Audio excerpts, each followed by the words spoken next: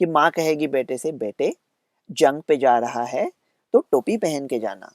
माँ जी आपका बेटा न्यूक्लियर वॉर में जा रहा है, वो टोपी पहन के उसको घंटा कुछ फर्क नहीं पड़ने वाला है। लेकिन अगर ये मास्क या निर्बंध आप वापस लाओगे तो लोगों के मन में एक निराशा की लहर दौड़ उठेगी कि ये अब सब वापस से चालू हो गया, हम सब गलत दिशा में जा रहे हैं। ये एक बात है। और दूसरी बात है, थोड़ा ध्यान से सोचते हैं कि ये जो निर्बंध है, ये मास्क है, ये हमको कितना बचाते हैं। ओरिजिनल कोविड था तब हम लोग मास्क डाल रहे थे फरवरी 2020 से। फिर अल्फा आया, ब्रिटिश वेरिएंट, वो ओरिजिनल कोविड से काफ़ी ज़्यादा संसर्गजन्य था। उसके बाद डेल्टा आया, डेल्टा तो अल्फा से 80% ज़्यादा संसर्गजन्य था।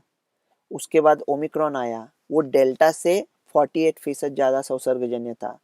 उसके बाद BA.2, वो शायद ओमिक्रॉन से 20% ज़्यादा संसर्गजन्य हो।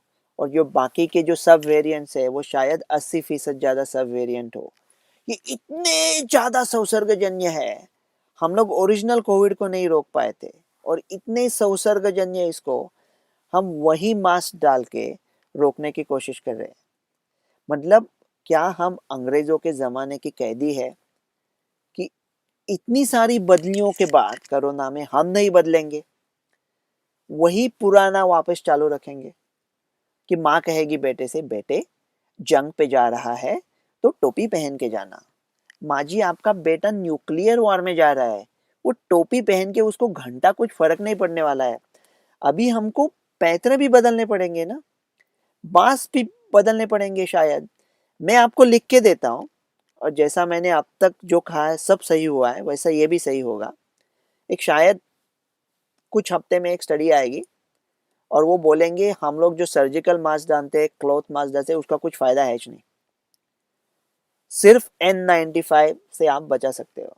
तो क्या पूरे दुनिया को N95 डाल के फिरोगे? अगर उससे आपको कुछ फायदा नहीं है तो वो करके क्या फायदा है? मानो गब्बर आ रहा है होली में आग लगाने को और आप रामगढ़ में है और आप स्कूल मास्टर है और वहां प्रथम कक्षा के बच्चे हैं। आप कहते हो कि कोविड अप्रोप्रिएट बिहेवियर ये है कि जब गब्बर आएगा तब कस के एक दूसरे का हाथ पकड़ लो। तो सब पहली कक्षा के बच्चे कस के एक दूसरे का हाथ पकड़े हैं। गब्बर घोड़े पे आता है, जिसको ठोकना है ठोकता है, तंबू में आग लगा के चला जाता है।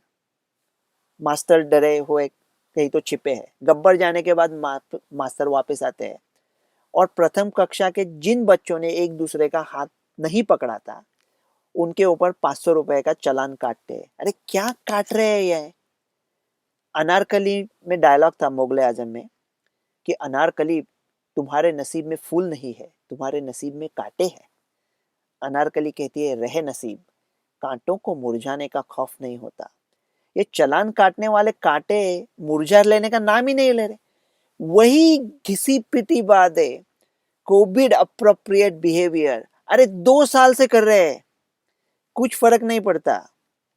देखो अगर मास्क डालने हैं तो वन वे मास्किंग से भी फायदा होता है। तो जो लोग कमजोर है, जिनकी इम्यूनिटी कमजोर है, उनको खुद मास्क पहनने से भी काफी फायदा है। बाकी पूरे आवाम पे ये मास्क सख्ती करके, ये डाल के पहनो पहनो जुर्माना करके कुछ होने वाला नहीं है।